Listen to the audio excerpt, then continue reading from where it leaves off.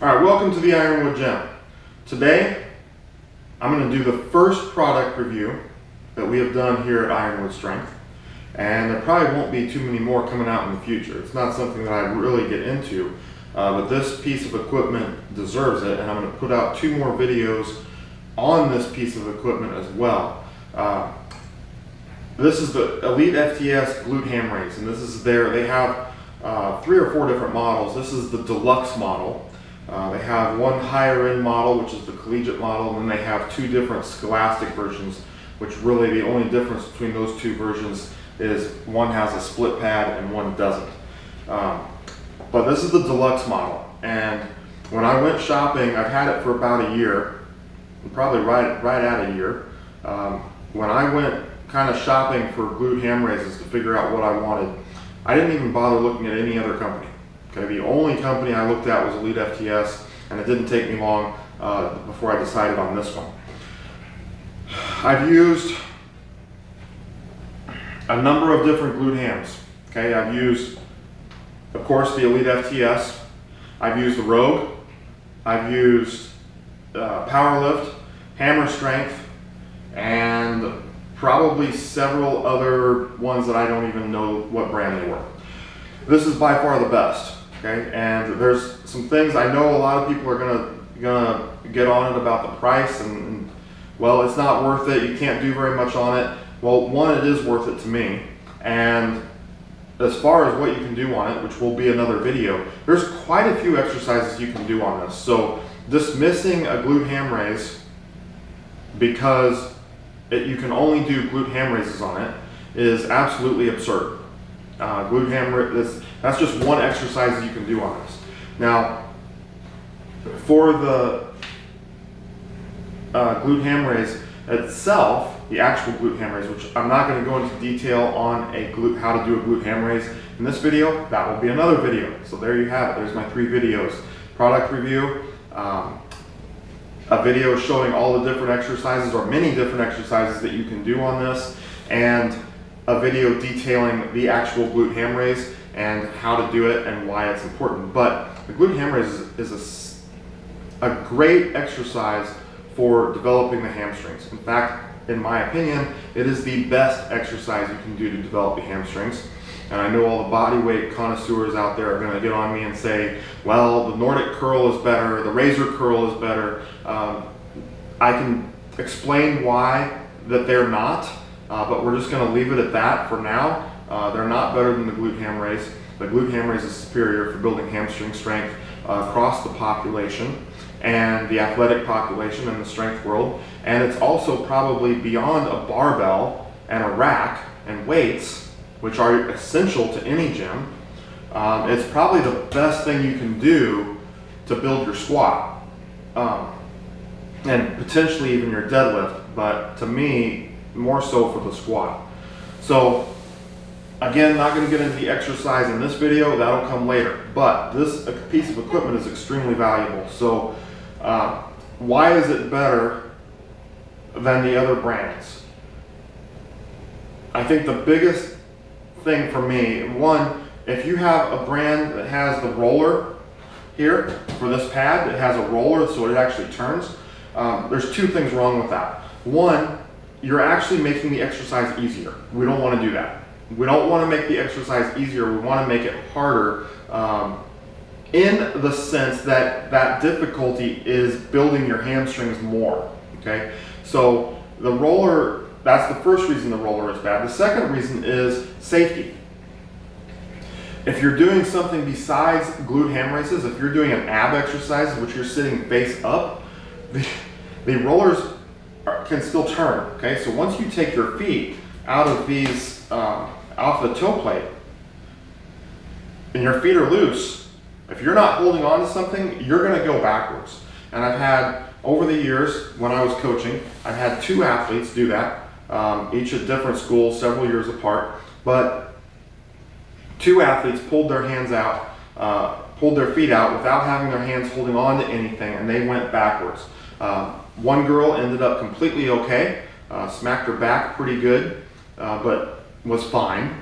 The other girl ended up, she hit her head as she fell back, ended up getting a concussion, and that's when concussions were being looked at very closely, and she ended up missing probably 4 or 5 weeks of the season, not of the off season, of the season, because of a concussion. So definitely do not want the rollers. You need to have a fixed pad in place.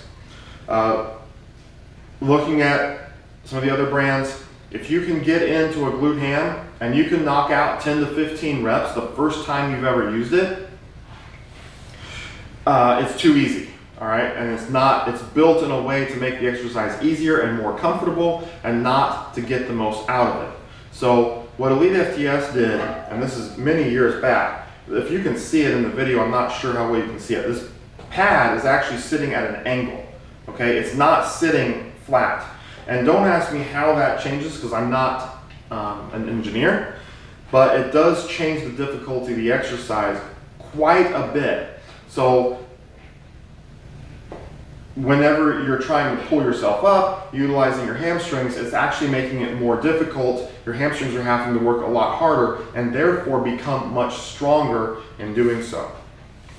Okay, another way that this piece of equipment is superior to others is, and I don't understand why other companies haven't figured this out yet, but this foot plate right here, okay? This is the reason I got the Deluxe model versus the Scholastic, is this foot plate down here. I can stand up on this and I can get in. I don't have it set right now, but I can get into however I want to get into here without, because it's pretty high. It's sitting pretty high for me. So if I had to do this from the floor, you can see my flexibility, trying to crawl in here is going to be pretty difficult. Okay, but with having this foot plate here, whatever exercise I want to do, I can just stand up here, put my feet in place, and now I'm ready to go. Okay, and it adds a ton of simplicity to things, makes things easier as far as getting in and out of the equipment. So that is a huge, to me, that was a huge bonus, okay? Next thing is this foot plate here. A couple things about this. One, it's bigger. So some companies really like to skimp on the metal, therefore you get a better price. This is wide enough that pretty much most athletes that are bigger, have bigger hips, their legs spread out a little bit, they're gonna be able to fit their feet on here without any problem. These rollers here are close enough, okay? I don't think, to me, this isn't a huge deal, but you don't want these real spread out. You want them to be closer together, and this is a good height for that. Jump back to the toe plate here real fast. Some of the companies will make this toe plate at an angle, so it sits at an angle here. The problem with that is when you're doing a glute-ham raise, if you think back to when glute-ham raises, the original, they were the glute-ham gastric raise, okay? So glutes, hamstrings, and calves. You want all those to be working together. Glutes are locking your hips in, hamstrings are performing the movement and a knee flexion standpoint, and then the calves are also performing knee flexion. But you need to have your feet dug into this toe plate. You need to be digging your toes into that plate the entire time. If you put the toe plate at an angle, you cannot really dig your toes into that plate and put pressure with your feet, okay? Your feet are just kind of loose there. You need to be able to really dig and push your toes into that plate as you're performing the movement. So having this straight up and down is absolutely essential. The next thing that's very important on this, and this is something I don't like about it, is the ability to move this forward and backwards, okay? This is actually pretty difficult. I believe, I have not used their collegiate model. I believe their collegiate model solves this issue, but this one has 2 bolts, which you can see. There's a bolt here, there's one on the other side. Then there's a pin right here, and you have to loosen the 2 bolts and then pull the pin and slide it to where you want it. Now, what most people will do when they do this is they loosen up the bolts, they grab this pin and try to move it like this, and then they complain, I can't do it, coach, it won't move. It will, okay? But if there's a little bit of physics here, very simple elementary physics. You have a tube down here, it's a square tube going around another square tube. If I pull from the top, okay? If I pull from the top, I'm only pulling the top piece, and it's pulling that, even though it's just a little bit, it's pushing that top tube into the bottom tube. You need them to slide, so you don't want them tilted into each other. So you need to pull this from the bottom. So if I grab down here, I can easily adjust it to where I want and then tighten it up. That's to me, if I was working in a team setting again, that would cause me to buy the collegiate model. Because I think the collegiate model has another bar down there, and it's I believe it's much easier to slide back and forth. Working in a team setting, you need things to happen quickly, and you don't need to be explaining very simple things over and over and over again, and sometimes over again to the same person. But you do need to make it more simple and make it more efficient. If you have a lot of people trying to get through on just a few glute hams, then you need to switch that between person to person very quickly. This would take longer, okay, and it's not going to be as efficient getting them through this exercise when you have a lot of people trying to get through. So that's something I don't like about it.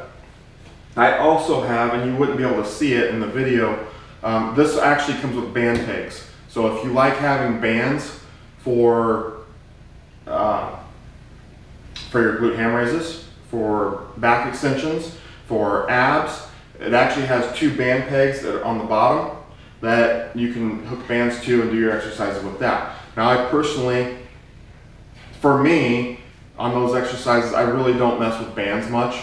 So I took the band pegs off, put them in a cabinet, and they're just sitting there. But if you like having bands for those exercises, having the band pegs on there is a huge bonus versus having to have someone hold the bands or find some way to hook it up to something. Just having the band pegs makes things a lot simpler. So that is it really for this model, and I know there's cheaper models out there from big brand names that you can get, but they just do not compare to the quality of this. They don't compare to the effectiveness that you're going to get out of it when you're doing glute ham raises. And don't be the person that says, well, you can just add more weight. Well, this is an exercise that you need to master at body weight first and then add weight. And with this making it more difficult, you're not going to have to hold 50-pound dumbbells, 100-pound dumbbells to do this exercise. You can do it with a lot less weight, which is a huge bonus because now I don't have to worry about unloading a 100-pound dumbbell when I finish a set of glute hams. So this is a very great piece of equipment to have in your gym. I recommend it, and hopefully you guys learn something from this that you can take when you're making your purchasing decisions. So, but this is it. This is the Elite FTS Deluxe Glute-ham Raise. So until next time, always be in the pursuit of strength.